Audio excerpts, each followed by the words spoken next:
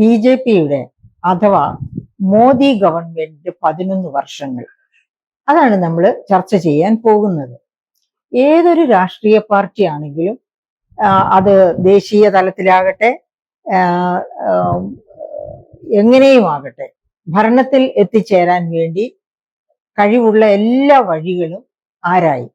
അപ്പൊ അങ്ങനെ വഴികൾ ആരാഞ്ഞ കൂട്ടത്തില് അന്ന്, അതായത് മോദി ഗവൺമെന്റിന്റെ കഴിഞ്ഞ 11 വർഷങ്ങൾ മോദി സർക്കാർ തന്നെ മുഖം മിനുക്കൽ പരിപാടികളുമായി പുറത്തുവിടുന്ന അത്ര ആശാവഹമായ കാര്യങ്ങളല്ല ഈ കഴിഞ്ഞ 11 വർഷം കൊണ്ട് നടന്നിട്ടുള്ളത്. എന്നാൽ അത്ര മോശമായ ഭരണമായിരുന്നു എന്ന് പറയാനും വയ്യ. ഒരുപാട് നല്ല അനൗൺസ്മെന്റ്സ്, അതായത് പദ്ധതികളൊക്കെ പ്രഖ്യാപിക്കുക, ആ പദ്ധതികൾ നടപ്പാക്കാൻ വേണ്ടി കുറച്ചെങ്കിലും പരിശ്രമം നടത്തുക, പാതി വഴിയിൽ ഉപേക്ഷിക്കേണ്ടി വന്ന ഒരുപാട് പദ്ധതികളുണ്ട്. അഥവാ പ്രഖ്യാപിച്ച പദ്ധതികൾ തന്നെ, ആ പ്രഖ്യാപനങ്ങളിൽ തന്നെ അപാകമുണ്ടായ ധാരാളം പദ്ധതികളും നമുക്ക് കാണാൻ കഴിയും. അങ്ങനെ ചിലതൊക്കെ ചൂണ്ടിക്കാണിക്കാൻ ഞാൻ ആഗ്രഹിക്കുന്നു. അതോടൊപ്പം തന്നെ BJP ഗവൺമെന്റിനെ വളരെ മോശമായി പോയി എന്ന രീതിയിൽ താറടിച്ചു കാണിക്കാൻ ഞാൻ തീർച്ചയായിട്ടും ആഗ്രഹിക്കുന്നില്ല. ഒരുപാട് പ്ലസ് പോയിന്റ്സ് ഉണ്ട്, അതോടൊപ്പം തന്നെ മൈനസ് പോയിന്റ്സും ഉണ്ട്. അപ്പൊ ഈ പ്ലസ് പോയിന്റ്സും മൈനസ് പോയിന്റ്സും ഒരുപക്ഷെ ഒന്നിച്ചായിരിക്കും പറഞ്ഞു പോവുക. അങ്ങനെയാവുമ്പോൾ ഞാൻ ആദ്യം അനുസ്മരിക്കാൻ ഉദ്ദേശിക്കുന്നത് നമ്മുടെ ഇപ്പോഴത്തെ ഇന്ധന വില തന്നെയാണ്. അന്ന്, അതായത് 2014 ഭരണം പിടിക്കാൻ വേണ്ടിയുള്ള പരിശ്രമത്തിനിടയില് ഈ തിരുവനന്തപുരത്ത് തന്നെ എൻ്റെ ഓർമ്മയിലുണ്ട്, കാളവണ്ടി ഓടിച്ച്, അതായത് പെട്രോൾ ഡീസൽ വിലകൾ ഒരുപാട് ഉയർന്നിരിക്കുന്നു, അതുകൊണ്ട് അതിനോടുള്ള പ്രതിഷേധ സൂചകമായിട്ട് കാളവണ്ടി ഓടിച്ച് അങ്ങനെ വളരെ ശക്തമായ രീതിയിലാണ് BJP അന്നത്തെ UPA ഗവൺമെന്റിനെതിരെ വിവിധ സംസ്ഥാനങ്ങളില് അവരുടെ പ്രചാരണ പരിപാടികൾ നടത്തിയിരുന്നത്. അപ്പൊ അങ്ങനെ കാളവണ്ടി ഓടിച്ച് ഇന്ധന വിലയുടെ വർധനവിനെതിരെ പ്രക്ഷോഭം നടത്തിയ ആ കാലഘട്ടത്തെ പറ്റി നമുക്കൊന്ന് ആലോചിച്ചു നോക്കുക.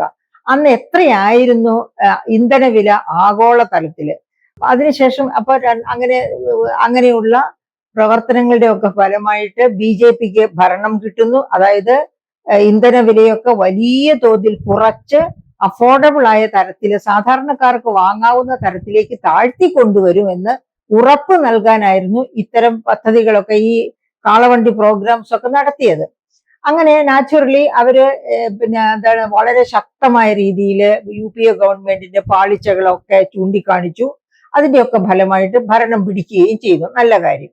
അങ്ങനെ ഭരണം പിടിച്ചു കഴിഞ്ഞിട്ട് ഇപ്പോ 2014 ഭരണം പിടിക്കുന്നു. 2015 ആകുമ്പോഴത്തേക്കും നമുക്കറിയാം ആ പറഞ്ഞ ഇന്ധന വിലയിലെ മാറ്റം, ഓഫർ ചെയ്ത മാറ്റം അവർക്ക് നടപ്പാക്കാനായോ? അത് ആദ്യം ഒന്ന് പരിശോധിക്കുക. അപ്പൊ ഇവര് ഇലക്ഷൻ പ്രൊപ്പഗാൻഡയുമായി നടക്കുന്നത് 2014 എന്തായിരുന്നു ഇന്ധനത്തിന്റെ അന്താരാഷ്ട്ര വില, അതായത് ക്രൂഡ് ഓയിലിന്റെ അന്താരാഷ്ട്ര വില? അന്താരാഷ്ട്ര വില അന്ന് ഒരു ബാരലിന് അഥവാ ഒരു വീപ്പയ്ക്ക് $147 ആയിരുന്നു. അന്താരാഷ്ട്ര വില $147 ആയിരുന്നു. എന്ത് വിലയ്ക്കാണ് ഇന്ത്യയിൽ പെട്രോളും ഡീസലും, നമ്മൾ അന്താരാഷ്ട്ര വിലയ്ക്ക് പെട്രോളിയം ഉൽപ്പന്നങ്ങൾ ക്രൂഡ് വാങ്ങിച്ച് ഇവിടെ നമ്മുടെ കമ്പനികളില് അതിനെ ശുദ്ധീകരിച്ചാണ് പെട്രോൾ, ഡീസൽ, മറ്റ് സാധനങ്ങളൊക്കെ ആക്കി വിപണനം ചെയ്യുന്നത് ഇന്ത്യക്കകത്ത്. അപ്പൊ അങ്ങനെയുള്ള ശുദ്ധീകരണം ഒക്കെ നടത്തി, അപ്പൊ അതിനുവേണ്ടി ചെലവ് വരും, അതുകൊണ്ട് ആ ശുദ്ധീകരണം ഒക്കെ നടത്തിയെന്ന് ഞാൻ പറയുന്നത്. അങ്ങനെ വിപണിയിൽ എത്തിച്ചപ്പോൾ 1 ലിറ്റർ പെട്രോളിന്റെ വില 50.62 രൂപയായിരുന്നു. 50.62 രൂപ. ഓർക്കുക, അന്താരാഷ്ട്ര തലത്തിൽ ക്രൂഡ് ഓയിലിന്റെ ബാരൽ വില, വീപ്പ വില $147 ആയിരുന്നു 2014. അതാണ് ഇറക്കുമതി ചെയ്ത് ശുദ്ധീകരിച്ച് ഇവിടെ കൺസ്യൂമേഴ്സിലേക്ക് എത്തിച്ചത് എന്ത് വിലയ്ക്ക്? 50 രൂപ 62 പൈസയ്ക്ക്. അങ്ങനെ പക്ഷെ ആ വില വലിയ ഉയർന്ന വിലയാണ് എന്നൊക്കെ ജനങ്ങളെ ബോധ്യപ്പെടുത്തി കൊടുത്താണ് BJP ഭരണം പിടിക്കുന്നത്. അങ്ങനെ BJP ഭരണം പിടിച്ചു കഴിഞ്ഞ് എന്താണ് ചെയ്യുന്നത്? അവര് ക്രൂഡ് ഓയിലിന്റെ നമുക്ക് 2015 വില, ഒരു വർഷം 2015 ഡിസംബറിലെ വില. ആദ്യം ഞാൻ പറഞ്ഞത് 2008 ജൂലൈയിലെ വിലയാണ്, അന്താരാഷ്ട്ര വിലയും നമ്മുടെ ഇവിടുത്തെ വിലയും താരതമ്യം ചെയ്തത്. ഇപ്പൊ നമുക്ക് 2015 ഡിസംബറിലെ വില എന്താണ് എന്നൊന്ന് നോക്കാം. അതായത് അന്താരാഷ്ട്ര വില $37.19 കുറഞ്ഞിരുന്നു. എവിടെ നിന്നാണ് കുറഞ്ഞതെന്ന് പറഞ്ഞാൽ $147 നിന്നാണ് ഈ പറഞ്ഞ $37.19 അന്താരാഷ്ട്ര വില കുറഞ്ഞത്. അപ്പോ എന്ത് വിലയ്ക്കാണ് ഇവിടെ പെട്രോളും ഡീസലും വിറ്റത്? പെട്രോൾ വില 61 രൂപ 06, 61.06 രൂപ.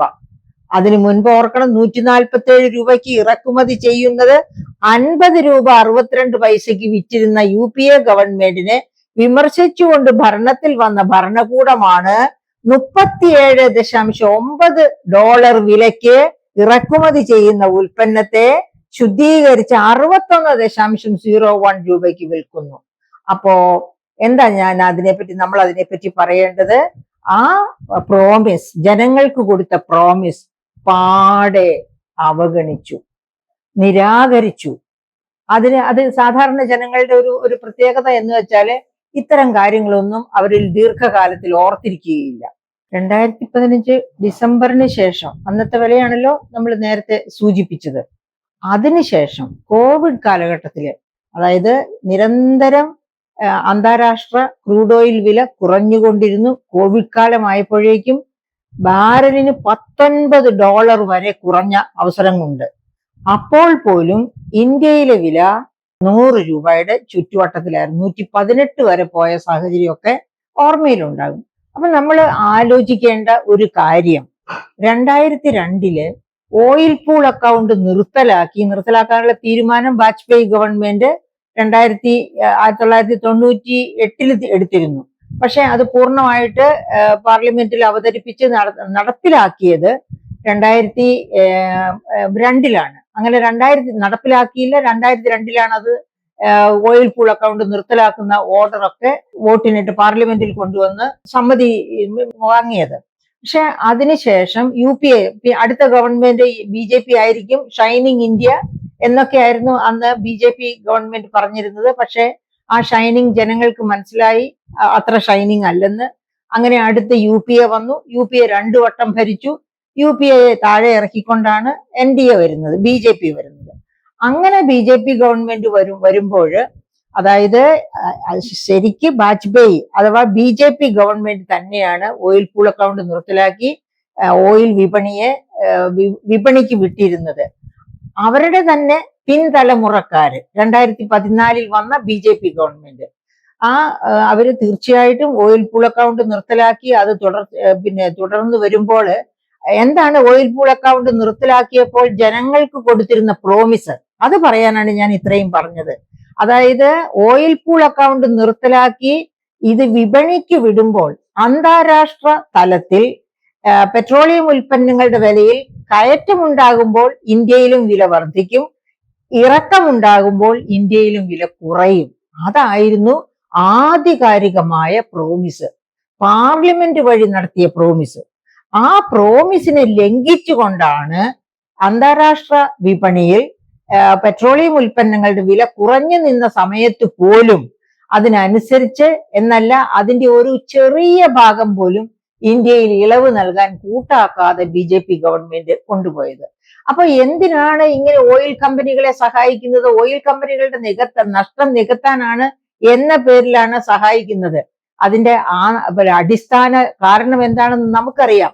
ഈ ഓയിൽ കമ്പനികൾ, നവരത്നങ്ങളിൽപ്പെട്ട ഓയിൽ കമ്പനികൾ, അവയുടെ ഒക്കെ എന്താ പറയാ ഷെയറുകൾ വിറ്റ്, അതായത് ഓയിൽ കമ്പനികൾ, നവരത്നങ്ങളിൽപ്പെട്ട ഓയിൽ കമ്പനികൾ എല്ലാം ഗവൺമെന്റ് ഓഫ് ഇന്ത്യയുടെ ആണ് പൂർണ്ണ ഷെയർ ഹോൾഡർ, റിലയൻസ് ഒഴിച്ച് ബാക്കിയുള്ളവയോ എല്ലാം. അപ്പൊ ഈ കമ്പനികളുടെ ഒക്കെ ഷെയർ ഹോൾഡറായ ഗവൺമെന്റ് ഓഫ് ഇന്ത്യക്കാണ് കമ്പനിയുടെ പ്രോഫിറ്റ് ആയിട്ട് വരുന്ന, ഡിവിഡൻഡ് ആയിട്ട് വരുന്ന എമൗണ്ട് മുഴുവൻ എത്തിച്ചേരുന്നത്. അപ്പോ ഈ ഡിസ്ഇൻവെസ്റ്റ്മെന്റ് പോളിസി കൊണ്ടുവന്നെങ്കിൽ പോലും ഇപ്പോഴും ഒട്ടുമിക്ക കമ്പനികളുടെയും 67% ഷെയറും ഗവൺമെന്റ് ഓഫ് ഇന്ത്യയുടെ കസ്റ്റഡിയിലാണ്. 51% വരെയെങ്കിലും കൃത്യമായിട്ടും ഗവൺമെന്റ് ഓഫ് ഇന്ത്യയുടെ കയ്യിലാണ്. അപ്പൊ ലാഭം കമ്പനികൾക്ക് കൊടുക്കുന്നു എന്ന് പറയുന്നത് ലാഭം ഗവൺമെന്റിലേക്ക് പോകുന്നു എന്നതാണ് യഥാർത്ഥത്തിൽ ശരി. അപ്പൊ ഈ ഗവൺമെന്റ് ആരുടെ കൂടെയാണ് നിൽക്കുക? അപ്പോഴാണ് ഞാൻ ജെയിംസ് ഓട്ടീസന്റെ ആ ഒരു പുസ്തകത്തിന്റെ ആധികാരികമായ ഉള്ളടക്കം ചിന്തിച്ചു പോകുന്നത്. അതായത് രാഷ്ട്രീയത്തിലേക്ക് വരുന്നവര് ആ രാഷ്ട്രീയം കളിച്ച് കളിച്ച് അധികാര സ്ഥാനത്തിൽ എത്തുമ്പോഴേക്ക് അവർ 7 തരം മാരക സാമ്പത്തിക പാപങ്ങൾക്ക് അടിമകളാകുന്നു. 7 deadly economic sins. James Otteson, Cambridge university പ്രൊഫസറായ ജെയിംസ് ഓട്ടീസൺ 2021 പബ്ലിഷ് ചെയ്ത ബുക്കിലാണ് 7 മാരക പാപങ്ങൾ, അതായത് ഈ പറഞ്ഞ പോലെ പ്രൈഡ്, അതുപോലെ തന്നെ ഗ്രീഡ്, അതുപോലെ ഗ്ലൂട്ടണി, അതായത് ആർത്തി മാത്രമല്ല അത്യാർത്തി, ഈ തരത്തിലാണ് രാഷ്ട്രീയക്കാർ വളരുന്നത്. അപ്പൊ അവരാരെ മറക്കുന്നത്? ആരെ സേർവ് ചെയ്യാം എന്ന് ആരുടെ ക്ഷേമം ഉറപ്പാക്കാം എന്ന് വാഗ്ദാനം ചെയ്തിട്ടുണ്ടോ ആ ജനത്തെയാണ് മറക്കുന്നത്. ആ ജനത്തെ മറക്കുന്നത് കൊണ്ടാണ് ഓയിലിന്റെ വില, അതായത് അന്താരാഷ്ട്ര വിപണിയിൽ $19 താഴ്ന്ന സമയത്ത് പോലും ഇവിടെ 100-ൽ മേലെ വിലയുണ്ടായിരുന്നു. അപ്പോ ഇവര് കൊടുത്ത വാഗ്ദാനം എന്താണ് എന്ന് പക്ഷെ അത് സാധാരണ ജനങ്ങൾ മറക്കുന്നു. ഇവര് മുഖം മിനുക്കാൻ വേണ്ടി, ഒരു ഗവൺമെന്റ് ഒരു മുഖം മിനുക്കാൻ വേണ്ടി എന്ത് ചെയ്യുന്നുവോ അത് പാവപ്പെട്ട ജനങ്ങൾ അതിൽ വീണു പോകുന്നു. അത് മാത്രമല്ല, ചില ഹാൻഡ് ഔട്ട്സ് ഇലക്ഷൻ എടുക്കാറാവുമ്പോഴത്തേക്കും നമുക്കറിയാം 2019 ഇലക്ഷൻ ഡിക്ലെയർ ചെയ്യുന്നതിന് തൊട്ട് മുൻപാണ് മോദി ഗവൺമെന്റ് ഒരു വാഗ്ദാനം, ഒരു പ്രോമിസ് നടത്തിയത്. അതായത് 2000 രൂപ വെച്ച് 3 ഗഡുക്കളായിട്ട് 6000 രൂപ കർഷകന്റെ കയ്യിൽ എത്തിക്കും. ഏത് തരം കർഷകന്റെ കയ്യിൽ എത്തിക്കും എന്നാ പറഞ്ഞത്? നാമമാത്ര ചെറുകിട ഇടത്തരം കർഷകന്റെ, വൻകിട കർഷകന്റെ അല്ല. അപ്പൊ എന്താണ് ഈ നാമമാത്ര ചെറുകിട ഇടത്തരം കർഷകന്റെ പ്രസക്തി? ഇന്ത്യയില് 68% കർഷകരും ഈ ഗണത്തിൽപ്പെട്ടവരാണ്. നാമമാത്ര ചെറുകിട ഇടത്തരം കർഷകരുടെ ഗണത്തിൽപ്പെട്ടവരാണ് 68% കർഷകര്. 68% കർഷകർ എന്ന് പറയുമ്പോൾ പ്രിയപ്പെട്ട സുഹൃത്തുക്കളെ ഓർക്കണം, ഇന്ത്യയുടെ പോപ്പുലേഷന്റെ 48% ഇപ്പോഴും കൃഷിയെ ആശ്രയിച്ചാണ് ഇരിക്കുന്നത്. അപ്പൊ ആ 48% പോപ്പുലേഷൻ, 48% കൃഷിയെ ആശ്രയിച്ച് ജീവിക്കുന്ന ഒരു നാട്ടിലാണ് അതിലെ നാമമാത്ര ചെറുകിട ഇടത്തരം കർഷകർ 68% വരും. അവർക്ക് 2-3 ഗഡുവായിട്ട് 2000 രൂപ വീതം കൊടുക്കാമെന്ന് പറഞ്ഞു. എന്നിട്ട് എങ്ങനെയാണ് BJP ഗവൺമെന്റ് അവർക്ക് പണം കൊടുത്തത്? ആദ്യ ഗഡു ഇലക്ഷൻ ഡിക്ലെയർ ചെയ്യുന്നതിന് മുൻപ് തന്നെ കൊടുത്തു. രണ്ടാമത്തെയും മൂന്നാമത്തെയും ഗഡു രണ്ടാം ഭരണം വന്നതിന് ശേഷമാണ് കൊടുക്കുന്നത്. അപ്പൊ ആദ്യത്തെ ഗഡു കൊടുക്കാൻ അന്ന് ഖജനാവിൽ പണം കുറവായിരുന്നു. എന്തു ചെയ്തു? റിസർവ് ബാങ്ക് ഓഫ് ഇന്ത്യയുടെ റിസർവ് ഫണ്ടിൽ നിന്ന് 1,70,00,000-ലധികം രൂപ ട്രാൻസ്ഫർ ചെയ്യുന്നു. റിസർവ് ബാങ്കിന്റെ റിസർവ് ഫണ്ട് ഗവൺമെന്റ് ഓഫ് ഇന്ത്യയിലേക്ക് ട്രാൻസ്ഫർ ചെയ്ത ആ ഫണ്ട് ഉപയോഗിച്ചാണ് ഈ 2000 രൂപ വീതം ഇന്ത്യയിലെ കർഷകർക്ക് കൊടുത്ത് വോട്ട് വാങ്ങി 2ാം തവണയും മോദി ഗവൺമെന്റ് ഭരണത്തിൽ വന്നത്. അപ്പോ ഇത്തരം കാര്യങ്ങളൊക്കെ ഒരു ഗവൺമെന്റിന് ഭൂഷണമാണ്.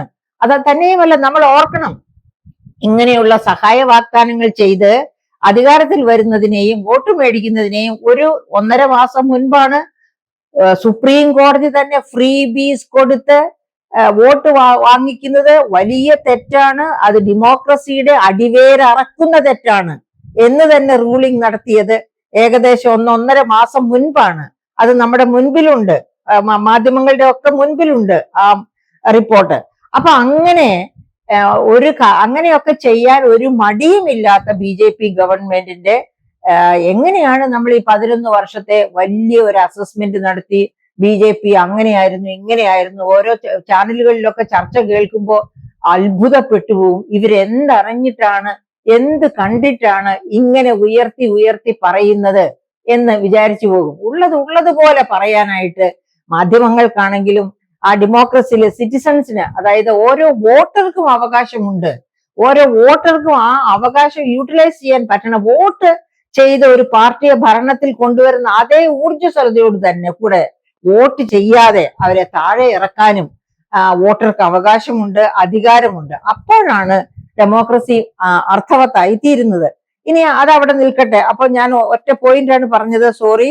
രണ്ടാമതൊരു പ്രധാനപ്പെട്ട പോയിന്റ് കാർഷിക മേഖലയാണ്. കാർഷിക മേഖലയ്ക്ക് വേണ്ടി ഗവൺമെന്റ് 1% കുറവ്, ഞാൻ നേരത്തെ സൂചിപ്പിച്ചല്ലോ, ആദ്യത്തെ പോയിന്റിൽ തന്നെ സൂചിപ്പിച്ചല്ലോ, നമ്മുടെ കർഷകർ എന്ന് വെച്ചാൽ അതായത് BJP ഗവൺമെന്റ് 2014 ഭരണത്തിൽ വരുന്ന സമയത്ത് ഇന്ത്യയുടെ പോപ്പുലേഷന്റെ 45% കാർഷിക മേഖലയെ ആശ്രയിച്ചിരുന്നത്. ഓർമ്മിക്കണം, 1947 ഇന്ത്യ സ്വാതന്ത്ര്യം പ്രാപിച്ച് ഭരണത്തിൽ ഇങ്ങനെ മുൻപോട്ട് പോയിക്കൊണ്ടിരിക്കുമ്പോൾ 70% ജനങ്ങള് കൃഷിയെ ആശ്രയിച്ചിരുന്നു. അത് കാർഷിക മേഖലയുടെ വളർച്ച, അതുപോലെ വ്യാവസായികമായ മേഖല, മറ്റ് വ്യാപാര സേവന മേഖലയുടെ ഒക്കെ വളർച്ച കാരണം കൊണ്ട് കുറഞ്ഞ് 45% കുറഞ്ഞു. 2010 ആവുമ്പോഴേക്ക് 45% കുറഞ്ഞു. അങ്ങനെ 2014 45% ജനങ്ങളാണ് കൃഷിയെ ആശ്രയിച്ച് ജീവിച്ചിരുന്നത് എങ്കിൽ BJP ഭരണകാലത്ത് 2020 ആകുമ്പോഴേക്ക് അത് 48% പിന്നെയും വർദ്ധിച്ചു. അങ്ങനെ വർദ്ധിച്ചു. എന്തുകൊണ്ടാണ് അങ്ങനെ വർദ്ധിച്ചത്? കൃഷിയല്ലാതെ മറ്റൊരു മാർഗവുമില്ല, ജീവിത മാർഗം. അതായത് തൊഴിലുകൾ 1 കോടി തൊഴിൽ വെച്ച് ഓരോ വർഷവും സൃഷ്ടിക്കപ്പെടുമെന്നൊക്കെ പറഞ്ഞിരുന്നുവെങ്കിലും തൊഴിലുകൾ അങ്ങനെ സൃഷ്ടിക്കപ്പെട്ടില്ല. അതുകൊണ്ടാണ് കൂടുതൽ ആൾക്കാർ കൃഷിയിലേക്ക് വീണ്ടും പോകേണ്ടി വന്നത്. അപ്പൊ എന്താണ് അതിന് വേറെ തെളിവ് എന്താ വേണ്ടത്? കൃഷിയുടെ അവസ്ഥ എന്തായിരുന്നു? എന്നിട്ടും നമുക്കറിയാം, 1 വർഷത്തിലേറെ നീണ്ടു നിന്ന കർഷക സമരത്തിന്റെ ബാക്കി കാര്യങ്ങളിലേക്ക് ഞാൻ പോകുന്നില്ല, അത് കൂടുതൽ സമയം എടുക്കും എന്നുള്ളത് കൊണ്ട്. പക്ഷെ ഇപ്പോഴും നമുക്കറിയാം, ഇന്ത്യയുടെ വിവിധ അതായത് ഈ BJP ഗവൺമെന്റ് വന്നപ്പോൾ കർഷക വിരുദ്ധമായി ചെയ്ത വളരെ പ്രധാനപ്പെട്ട ഒരു കാര്യം, സബ്സിഡികൾ ഘട്ടം ഘട്ടമായി ഇല്ലായ്മ ചെയ്യുമെന്ന് ആദ്യ ബജറ്റിൽ തന്നെ പറഞ്ഞ ഒരു പ്രഖ്യാപനമാണ്. കാർഷിക മേഖലയ്ക്കാണ് ഏറ്റവും കൂടുതൽ കൊടുക്കുന്നത്. അപ്പൊ സബ്സിഡികൾ ഘട്ടം ഘട്ടമായി ഇല്ലാതെയാക്കും എന്ന് പറഞ്ഞു.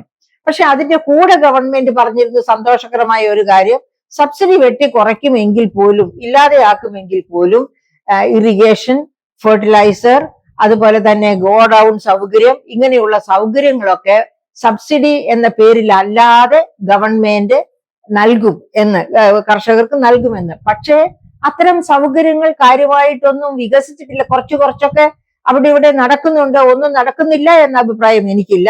കാർഷിക മേഖലയെ പാടെ അവഗണിച്ചു എന്ന അഭിപ്രായവും എനിക്കില്ല.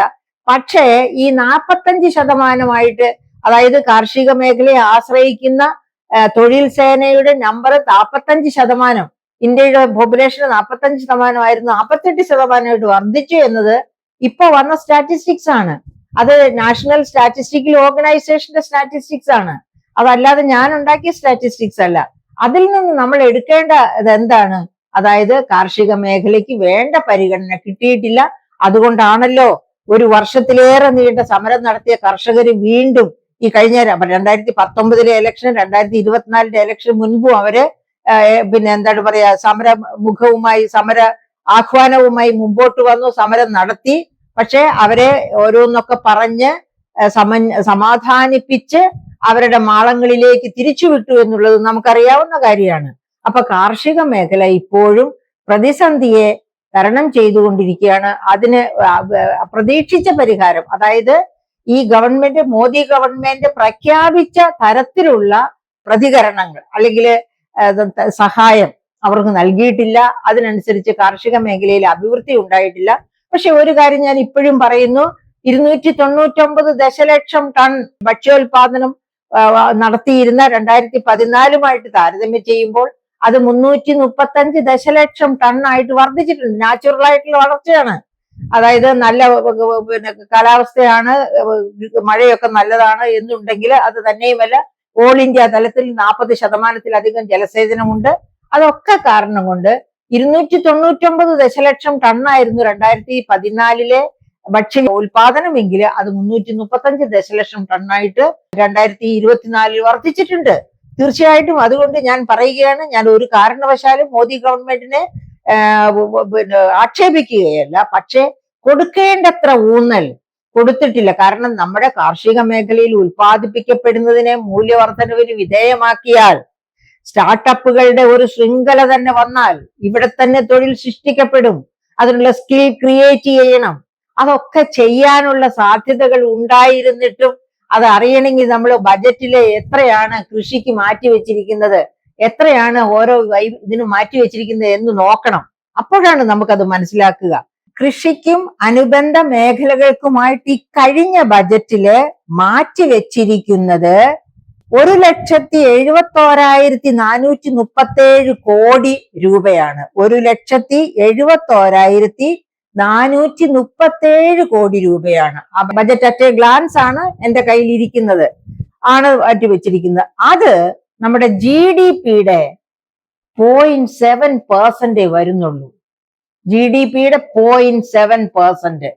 ഓർമ്മിക്കുക, 48% ജനങ്ങൾ ഉപജീവനം നടത്തുന്നു, അത് തൊഴിൽ തേടുന്നു, 146 കോടി മനുഷ്യരെ തീറ്റിപ്പോറ്റുന്നു, അതോടൊപ്പം തന്നെ എക്സ്പോർട്ട് ചെയ്യുകയും ചെയ്യുന്നു. അങ്ങനെയുള്ള ഒരു മേഖല, അതുപോലെ തന്നെ വ്യവസായത്തിന് ആവശ്യമായ റോ മെറ്റീരിയൽ സപ്ലൈ ചെയ്യുന്നു. ഇതൊക്കെ ചെയ്യുന്ന മേഖലയ്ക്ക് വേണ്ടി 0.7% ഓഫ് GDP ആണ് മാറ്റിവെച്ചിരിക്കുന്നത് എന്ന് പറയുമ്പോഴാണ് നമുക്ക് മനസ്സിലാകുന്നത് ഇത് വളരെ മോശമായ ട്രീറ്റ്മെന്റ് ആണ് കാർഷിക മേഖലയ്ക്ക് കൊടുത്തുകൊണ്ടിരിക്കുന്നത്. വെറുതെ അല്ല കാർഷിക മേഖല ഇതുപോലെ താഴേക്ക് പോകുന്നത് എന്ന് നമുക്ക് മനസ്സിലാകും. അപ്പൊ അങ്ങനെ കാർഷിക മേഖലയെ തഴഞ്ഞിരിക്കുന്നു എന്നുള്ളത് തീർച്ചയായിട്ടും നമുക്ക് ഇതിന്റെ, അതായത് BJP ഗവൺമെന്റിന്റെ ഒരു നെഗറ്റീവ് പോയിന്റ് ആയിട്ട് തന്നെ പറയണം. കാരണം ധാരാളം വാഗ്ദാനങ്ങൾ കൊടുക്കുക, പക്ഷെ അതിന്റെ അടുത്തുപോലും പ്രവർത്തനം എത്താതിരിക്കുക, അതിനേക്കാൾ വലിയ വഞ്ചനാത്മകമായ നടപടി എവിടെയാണ്, ഏതാണ് ഡെമോക്രസിയിൽ ഉണ്ടാകേണ്ടത്? അപ്പൊ അതങ്ങനെ ഇരിക്കട്ടെ. അതിനെപ്പോലെ അപ്പൊ ഇത് പലപ്പോഴും BJP ഗവൺമെന്റിന്റെ പല പ്രഖ്യാപനങ്ങളെയും പിന്നോട്ടടിക്കുന്നത്, പ്രോമിസസ് നേടിയെടുക്കാൻ പറ്റാതെ വരുന്നതിന് ഒരു പ്രധാനപ്പെട്ട കാരണമായിട്ട് എനിക്ക് ചൂണ്ടിക്കാണിക്കാനുള്ളത് 2016 നവംബർ 8 കൊണ്ടുവന്ന ഡീമോണിറ്റൈസേഷൻ ആണ്. കറൻസി അസാധുവാക്കൽ. എന്താണ് ചെയ്തത്? നിലവിലിരുന്ന കറൻസിയുടെ 86.4% ഒറ്റ രാത്രി കൊണ്ട് പിൻവലിച്ചത്. അതേതോ മഹാകാര്യം ചെയ്യാനായിരുന്നു എന്നാണ് അധികം പേരും പറയുന്നത്. പക്ഷേ Urjit Patel, reserve bank of India governor, അതിന് എതിര് നിന്നിട്ട് അദ്ദേഹം റിസൈൻ ചെയ്തു പോയി ആ പദ്ധതി നടപ്പാക്കുന്നതിന് മുൻപ്. അതിനുശേഷം പ്രധാനമന്ത്രിയുടെ താല്പര്യത്തിനനുസരിച്ചുള്ള റിസർവ് ബാങ്ക് ഗവർണറെ കൊണ്ടുവന്നു. അങ്ങനെയാണ് ഡീമോണിറ്റൈസേഷൻ നടപ്പാക്കിയത്. പക്ഷെ അപ്പോഴും എന്നെ പോലുള്ളവർ ധരിച്ചു വെച്ചിരുന്നത് അതിന് പകരം കറൻസി ചെസ്റ്റുകളിൽ, അതായത് രാജ്യത്തിന്റെ വിവിധ ഭാഗങ്ങളിലായി റിസർവ് ബാങ്കിന്റെ കറൻസി ചെസ്റ്റുകൾ ഉണ്ട്.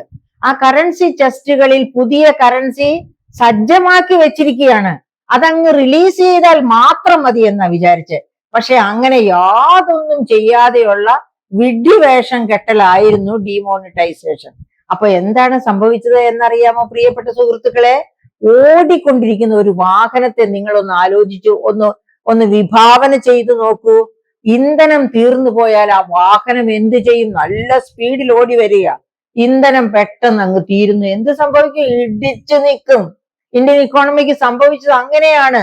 കാരണം ഈ കറൻസി എന്ന് പറയുന്നത് വാഹനത്തിന്റെ ഇന്ധനം പോലെ ഒരു രാഷ്ട്രത്തിന്റെ ചക്രത്തെ കറക്കുന്ന ഇന്ധനമാണ്.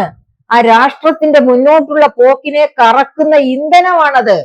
ആ ഇന്ധനമാണ് വലിച്ചൂറ്റിയെടുത്തത് 86-87% ഒറ്റയടിക്ക് ഒരു രാത്രി കൊണ്ട്. അങ്ങനെ ഇടിച്ചു നിന്ന വാഹനം 2022 ഇക്കണോമിക് സർവേ റിപ്പോർട്ട് തന്നെ പറയുന്നുണ്ട്, ഡീമോണിറ്റൈസേഷൻ വഴി 3,60,000 MSMEs, അതായത് നാമമാത്ര ചെറുകിട ഇടത്തരം സംരംഭങ്ങൾ അടിത്തറ തെറ്റി വീണുപോയി എന്ന്. അതിനേക്കാൾ എത്രയോ കൂടുതൽ. അത് വളരെ ചെറിയ ഒരു കണക്കാണ്. ഒരു പക്ഷെ 2022 ആയപ്പോഴേക്കും കുറെയൊക്കെ എങ്ങനെയെങ്കിലും സർവൈവ് ചെയ്ത് കാണും. കാരണം അപ്പോഴേക്ക് ഉദ്യം രജിസ്ട്രേഷൻ പോലെയുള്ള പല പദ്ധതികളും, അതുപോലെ തന്നെ വായ്പാ വിപ്ലവം, ഇതൊക്കെ ഗവൺമെന്റ് തന്നെ കൊണ്ടുവന്നു. അപ്പൊ കുറെയൊക്കെ വീണടിഞ്ഞു പോയ സംരംഭങ്ങൾ തന്നെ കുറെയൊക്കെ ഉയർത്തെഴുന്നേറ്റിട്ടുണ്ടാകും. പക്ഷെ ആ ഡീമോണിറ്റൈസേഷൻ കൊടുത്ത ആ പ്രഹരമായിരുന്നു ഇന്ത്യൻ ഇക്കോണമിയെ നിലം പരിശാക്കി കളഞ്ഞത്. അപ്പൊ അങ്ങനെ അതിൽ നിന്ന് പിന്നെ എഴുന്നേൽക്കാൻ എഴുന്നേക്കാൻ പറ്റാത്ത തരത്തിലുള്ള വീഴ്ചയായിരുന്നു. അവിടെ നിന്ന് പതുക്കെ പിച്ച വെച്ച് എഴുന്നേറ്റ് വന്നപ്പോഴേക്കും ദാ കിടക്കുന്നു കോവിഡ് മഹാമാരി വന്നപ്പോ വീണ്ടും പറയാതെ നിവൃത്തിയില്ല പ്രിയപ്പെട്ട സുഹൃത്തുക്കളെ. എന്താണ് കോവിഡ് മഹാമാരി വന്നപ്പോ? അതായത് 4 ലക്ഷത്തിൽ താഴെ, അത് കഴിഞ്ഞ് കോവിഡ് മഹാമാരി ഒക്കെ കഴിഞ്ഞ് ആദ്യത്തെ പാർലമെന്റ് കൂടുന്ന സമയത്ത് ബഹുമാനപ്പെട്ട പ്രധാനമന്ത്രി എന്താണ് ജനങ്ങളോട് പാർലമെന്റേറിയൻസിന്റെ മുൻപിൽ അവതരിപ്പിച്ചത്? 4 ലക്ഷത്തിൽ താഴെ പേർ മാത്രമേ ഇന്ത്യയിൽ മരിച്ചിട്ടുള്ളൂ എന്ന്. അപ്പോഴാണ് അമേരിക്കയിൽ നിന്നുള്ള വലിയ പഠനത്തിന്റെ റിസൾട്ട് വരുന്നത്. 39 ലക്ഷത്തിനും 49 ലക്ഷത്തിനും ഇടയ്ക്ക് ആൾക്കാർ ഇന്ത്യയിൽ മരിച്ചിട്ടുണ്ടെന്ന്. കേരള ഗവൺമെന്റ് അന്ന് പറഞ്ഞുകൊണ്ടിരുന്നത് 7000-ൽ താഴെ പേരെ മരിച്ചിട്ടുള്ളൂ എന്ന്. അതേ ഇൻസ്റ്റിറ്റ്യൂട്ട് തന്നെ പറഞ്ഞു കേരളത്തിൽ 25,000-ന് മുകളിൽ ആൾക്കാർ ഇതിനകം മരിച്ചിരിക്കുന്നു എന്ന്. അത് കേരളത്തിൽ മരിച്ചവരാണ്. കേരളത്തിലെ പ്രവാസികൾ പ്രവാസത്തിൽ മരിച്ചത് എത്രയോ ഉണ്ട്, അതൊന്നും കണക്കെടുത്തിട്ട് പോലുമില്ല അന്നും പിന്നെയും. ഓക്കെ, ഇതൊക്കെയാണ് ഇന്ത്യയിൽ സംഭവിക്കുന്നത്. അപ്പൊ എന്നിട്ട് എന്ത് ചെയ്തു? അപ്പൊ മോദി ഗവൺമെന്റ് പറഞ്ഞു, ബഹുമാനപ്പെട്ട പ്രധാനമന്ത്രി പറഞ്ഞു, WHO തിരുത്തി 4 ലക്ഷത്തിൽ താഴെയല്ല 39 ലക്ഷത്തിന്റെ ചുറ്റുവട്ടത്തിലാണ് ഇന്ത്യയിലെ മരണമെന്ന് വേൾഡ് ഹെൽത്ത് ഓർഗനൈസേഷൻ തിരുത്തി. പക്ഷേ നമ്മുടെ പ്രധാനമന്ത്രി അത് അംഗീകരിച്ചില്ല. അല്ല, അത് തെറ്റായ കണക്കാണ്, ഞങ്ങളുടെ കണക്കാണ് ശരിയെന്ന്.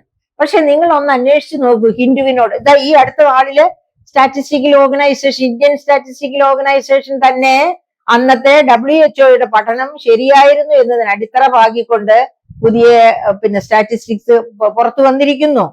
അപ്പൊ ഇതിൽ നിന്നൊക്കെ മനസ്സിലാക്കുന്നത് ഉള്ളതുപോലെ അംഗീകരിക്കാതിരിക്കുക എന്നുള്ളത്. അപ്പൊ എന്തുകൊണ്ടാണ് ഇത്രയധികം ഈ 39 ലക്ഷം പേര് അല്ലെങ്കിൽ പോട്ടെ 30 ലക്ഷം പേര് ഒക്കെ മരിക്കാനുണ്ടായ കാരണം എന്താണ്? പ്രിയപ്പെട്ട സുഹൃത്തുക്കളെ, നിങ്ങൾക്കറിയാമോ GDP-യുടെ ഇത്രയും 146 കോടിയാണ് ഇന്ത്യയുടെ ജനസംഖ്യ എന്ന് ഈ കഴിഞ്ഞ ദിവസം യുണൈറ്റഡ് നേഷൻസ്, ആദ്യം തന്നെ പോപ്പുലേഷൻ സെൻസസ് തുടങ്ങിയത് യുണൈറ്റഡ് നേഷൻസ് ആണ്, അംഗരാഷ്ട്രങ്ങളുടെ പോപ്പുലേഷനെ താരതമ്യം ചെയ്യാൻ വേണ്ടി. ആ യുണൈറ്റഡ് നേഷൻസ് പറഞ്ഞിരിക്കുന്നു 146 കോടിയാണ് ഇന്ത്യയുടെ ജനങ്ങളെന്ന്. അപ്പൊ അന്ന് ഈ കോവിഡ് കാലത്ത് 146 ഒന്നുമില്ല, 140 കോടി താഴെയുള്ളൂ. ആ സമയത്ത് അപ്പൊ ഇപ്പോ ഈ കഴിഞ്ഞ ബജറ്റിന്റെ ഒന്ന് നോക്കുകയാണെങ്കിൽ ഹെൽത്തിന് വേണ്ടി, അത് പോട്ടെ 2017 നരേന്ദ്രമോദി ഗവൺമെന്റ് തന്നെ ഒരു നാഷണൽ ഹെൽത്ത് പോളിസി, ദേശീയ ആരോഗ്യ നയം കൊണ്ടുവന്നു. ആ നയത്തിൽ എന്താണ് പറഞ്ഞിരിക്കുന്നത്? ആ നയത്തിന്റെ ആധാരശില എന്ന് പറയുന്നത് GDP-യുടെ 2% ആരോഗ്യ മേഖലയ്ക്ക് വേണ്ടി മാറ്റിവെച്ചിരിക്കണം. GDP-യുടെ 2% മാറ്റിവെച്ചിരിക്കണം. അത് 2020 കൂടി, 2017 നിയമമാണ്, പക്ഷെ 2020 ആകുമ്പോഴേക്കും GDP-യുടെ 2% ഹെൽത്തിന് വേണ്ടി മാറ്റിവെക്കണം. അതുപോലെ സംസ്ഥാന ഗവൺമെന്റുകൾ GSDP-യുടെ 8% മാറ്റിവെക്കണം. എന്റെ സുഹൃത്തുക്കളെ, എനിക്ക് പലപ്പോഴും കേരളത്തിലെ ബജറ്റൊക്കെ നോക്കുമ്പോൾ സംശയം തോന്നാറുണ്ട്, ഇവിടുത്തെ ധനമന്ത്രിമാർക്കൊന്നും ഈ 8% എന്നുള്ള കഥ അറിയില്ലേ എന്ന്. അതുപോലെ നമ്മുടെ നിർമ്മല സീതാരാമനും അറിയില്ലേ ഈ 2% എന്ന കാര്യം? നിങ്ങൾ ആ ബജറ്റ് ഒന്ന് എടുത്ത് നോക്ക്. 0.27% ആണ് 2025-26 ബജറ്റ്. ഇതാ എന്റെ കയ്യിലിരിക്കുകയാണ് ആ സ്റ്റാറ്റിസ്റ്റിക്സ്. 0.27% ആണ് ഹെൽത്തിന് വേണ്ടി മാറ്റി വെച്ചിരിക്കുന്നത്. അതായത് നമ്മുടെ ഹെൽത്ത് എത്ര കോടിയാണ്? 98,311 കോടിയാണ്. 98,311 കോടിയാണ് 25-26 ബജറ്റില്. അത് എത്ര? GDP എത്രയാപ്പോ? GDP ഓർമ്മയുണ്ടോ? GDP ഞാൻ പറയാം, 3,57,923 കോടി. 2 പ്രാവശ്യം പറഞ്ഞു കോടി കേട്ടോ. 3,57,923 കോടിയാണ് നമ്മുടെ GDP.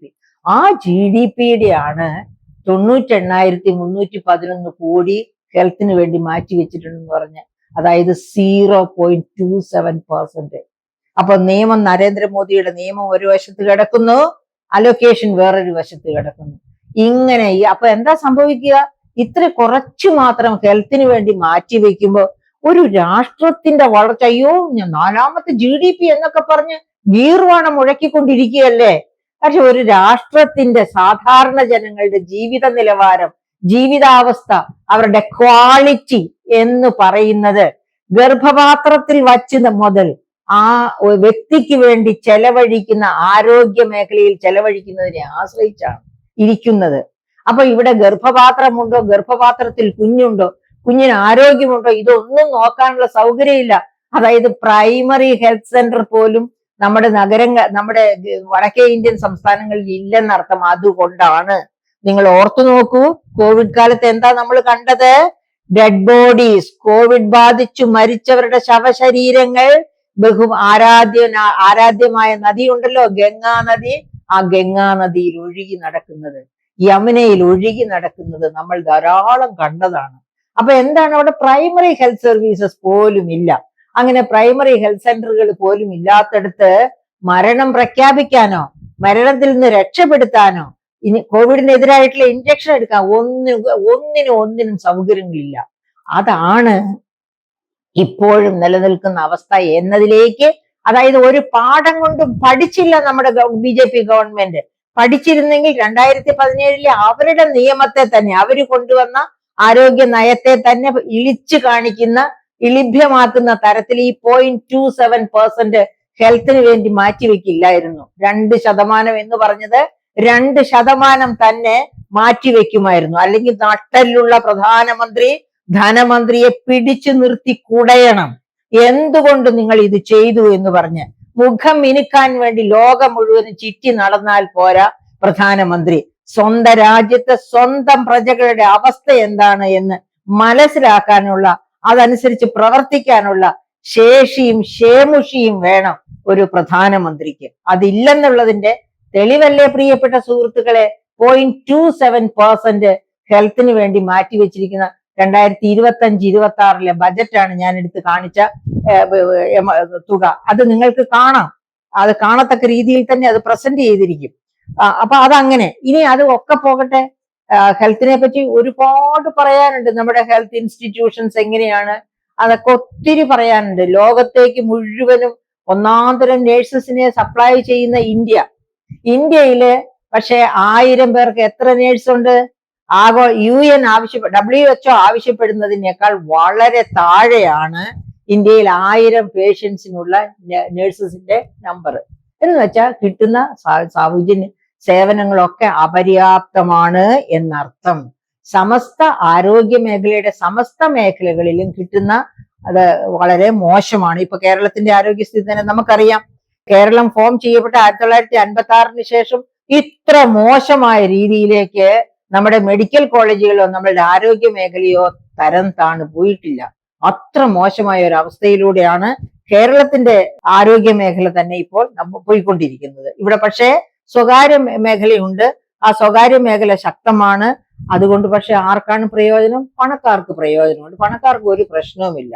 അതാണ് ഇവിടെ കേരളത്തിന്റെയും മറ്റ് ഒട്ടുമിക്ക തെക്കേ ഇന്ത്യൻ സംസ്ഥാനങ്ങളിലും സ്വകാര്യ മേഖല വളരെ ശക്തമാണ്. അതുകൊണ്ട് ഗവൺമെന്റ് എക്സ്പെൻഡിച്ചർ കുറഞ്ഞു പോയാലും അത് അത്രയധികം പണക്കാരെ ബാധിക്കില്ല, പാവപ്പെട്ടവരെ ബാധിക്കും. പക്ഷേ ഏത് ഗവൺമെന്റും ഭരിക്കുന്നത് പണക്കാർക്ക് വേണ്ടിയല്ല, പാവപ്പെട്ടവർക്ക് വേണ്ടിയാണ്.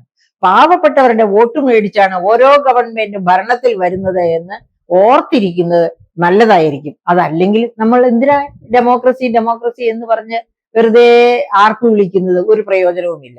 ഇനി അതുപോലെ നമ്മൾ എഡ്യൂക്കേഷന്റെ രംഗത്തേക്ക് വരിക.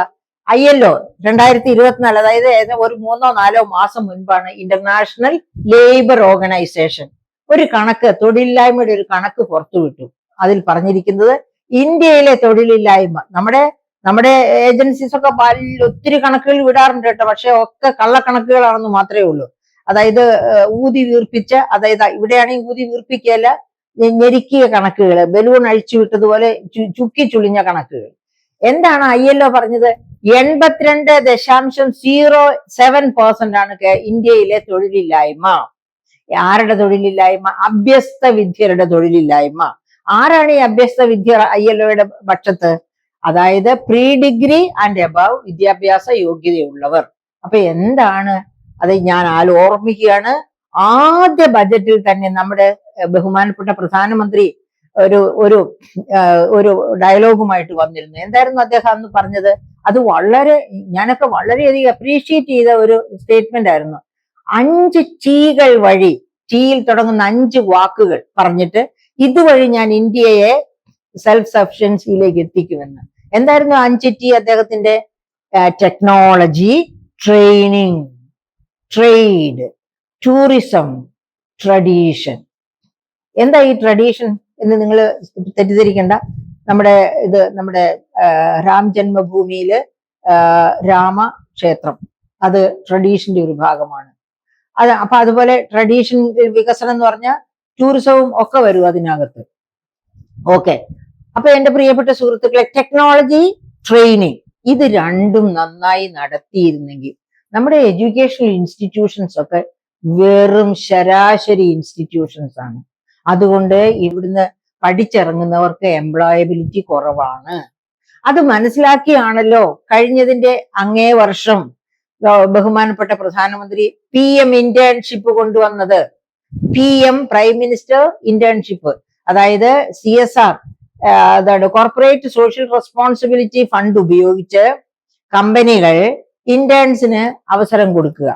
അങ്ങനെ കൊടുക്കുന്ന ഇന്റേൺസിന് ഒരു മാസത്തെ, അതായത് ഒരു വർഷം 6000 രൂപ ഗവൺമെന്റ് ഓഫ് ഇന്ത്യ തന്നെ കൊടുക്കും. ബാക്കി അവരുടെ CSR ഫണ്ടിൽ നിന്ന് ഫണ്ട് ചെയ്യണം. ആ തരത്തിൽ കൊണ്ടുവന്നു. 1 കോടി പേർക്ക് 5 വർഷം കൊണ്ടെന്ന്. അത് ബഹുമാനപ്പെട്ട പ്രധാനമന്ത്രിക്കും എഡ്യൂക്കേഷൻ മിനിസ്റ്ററിനും ഒക്കെ പറ്റിയ അബദ്ധമാണ്.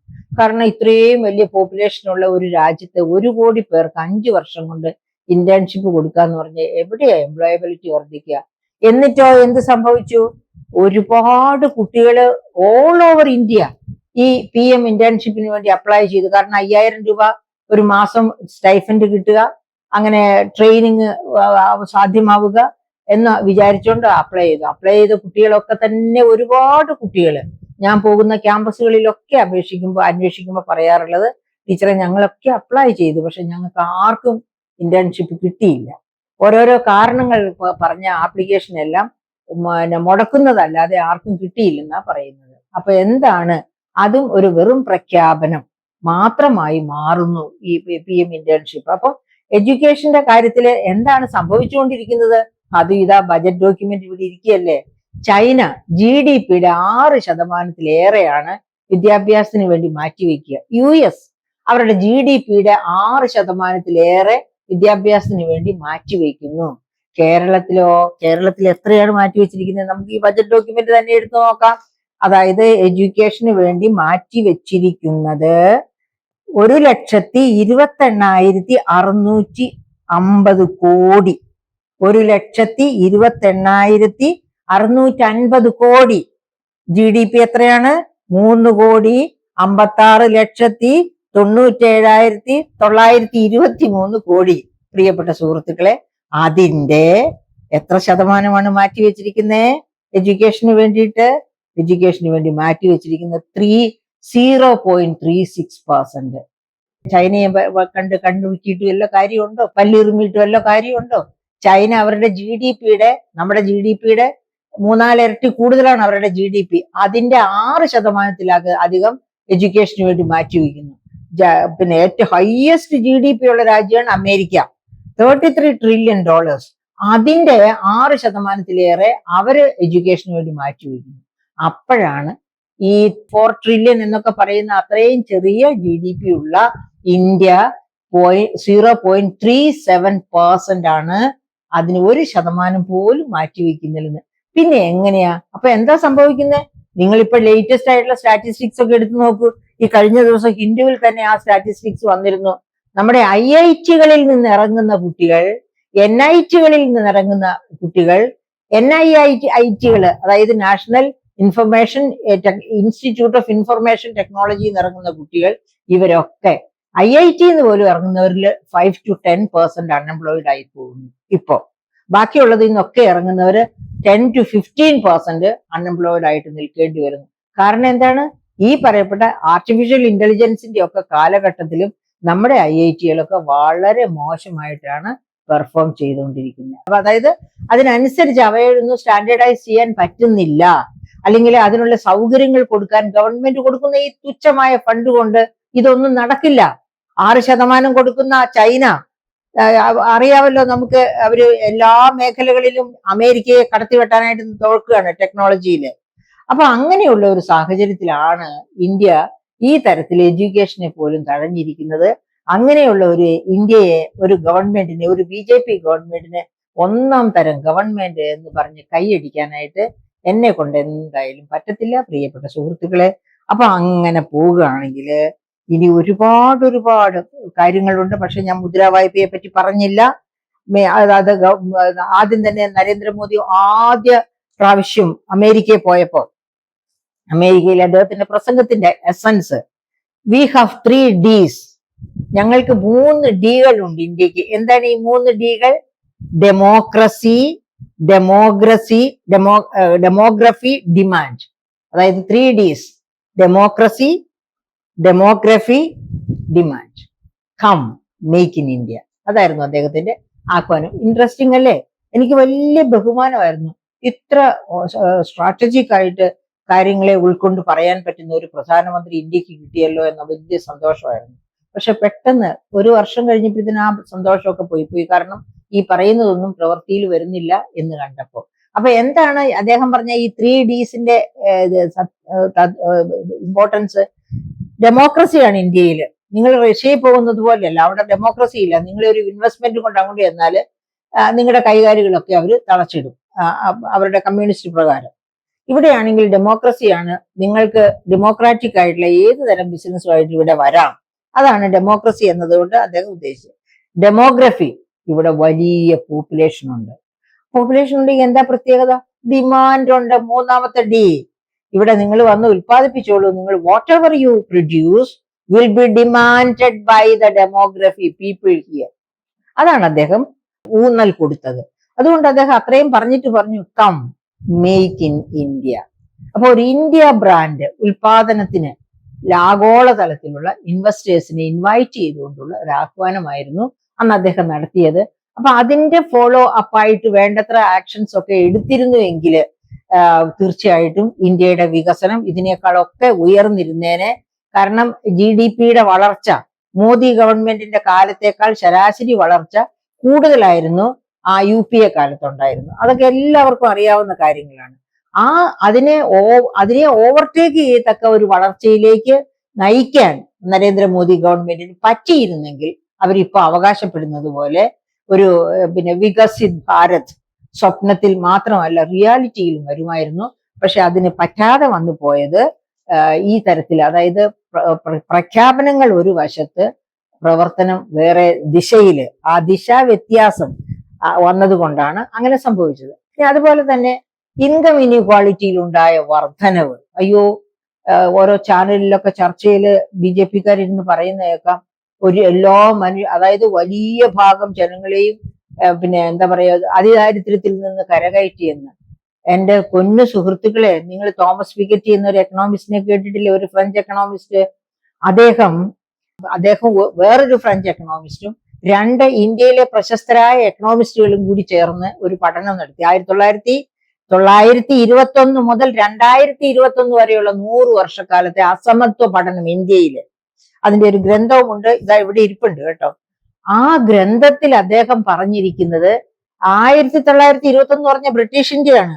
ആ ബ്രിട്ടീഷ് ഇന്ത്യയിലേക്കാൾ കൂടുതൽ അസമത്വം വർദ്ധിച്ചിരിക്കുന്നു 2021 എന്ന് മുതലാണ് അസമത്വ വർധന തുടങ്ങിയത്?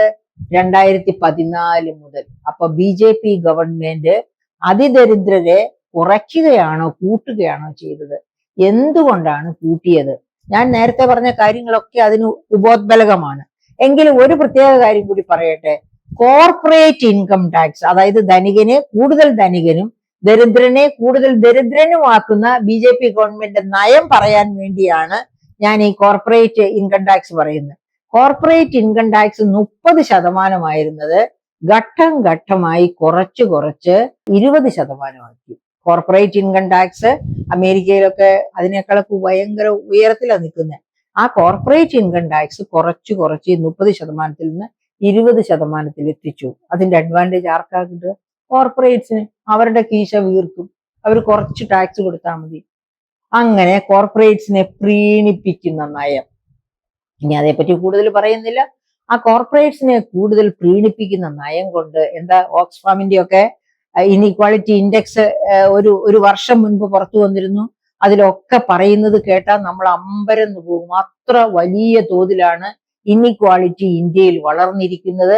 ദരിദ്രർ കൂടുതൽ. പ്യൂ റിസർച്ച് ഇൻസ്റ്റിറ്റ്യൂട്ട് അമേരിക്കൻ, അവരുടെ പഠനമുണ്ട്, ഓക്സ്ഫാമിന്റെ പഠനമുണ്ട്. എല്ലാ പഠനങ്ങളും ഇന്ത്യയിൽ അതിദരിദ്രരുടെ എണ്ണം വർദ്ധിച്ചു, വലിയ തോതിൽ വർദ്ധിച്ചു, പ്രത്യേകിച്ച് കോവിഡിന് ശേഷം എന്ന് പറയുന്ന പഠനങ്ങളാണ് ഉള്ളത്. അപ്പൊ ആ തരത്തിലും നമുക്ക് മോദി ഗവൺമെന്റിന്റെ പെർഫോമൻസ് കുറ്റമറ്റതായിരുന്നു എന്ന് പറഞ്ഞ് മാർക്കിടാൻ പറ്റുകയില്ല. അപ്പൊ ഇതൊക്കെയാണ് ഇവിടെ പറയാനായിട്ട്. ഇനി ഒരുപാട് കാര്യങ്ങളുണ്ട്, ഞാൻ അതിലേക്ക് ഇനി പോകുന്നില്ല. അതായത് എന്തായാലും ഇന്ത്യക്ക് BJP ഗവൺമെന്റ് വാഗ്ദാനം ചെയ്ത പോലെ ഒരു വളർച്ച ഉണ്ടാകണമെങ്കിൽ കാർഷിക മേഖല വളരെ ശക്തമാകണം, അത് കൂടുതൽ യന്ത്രവൽകൃതമാകണം, അവിടുത്തെ തൊഴിലാളികളെ വ്യവസായ മേഖലയിലേക്ക് കൊണ്ടുവരണമെങ്കിൽ വ്യവസായ മേഖല വളരണം. അപ്പോ എന്ന് വെച്ചാല് നമ്മുടെ ടെക്നോളജി സാങ്കേതിക വിദ്യയിലൊക്കെ വലിയ മുന്നേറ്റം ഉണ്ടാകണം. നമ്മുടെ കാർഷിക വിഭവങ്ങളെ മൂല്യവർദ്ധിത ഉൽപ്പന്നങ്ങളാക്കി ലോക വിപണി പിടിച്ചടക്കാൻ ഇന്ത്യക്ക് കഴിയണം.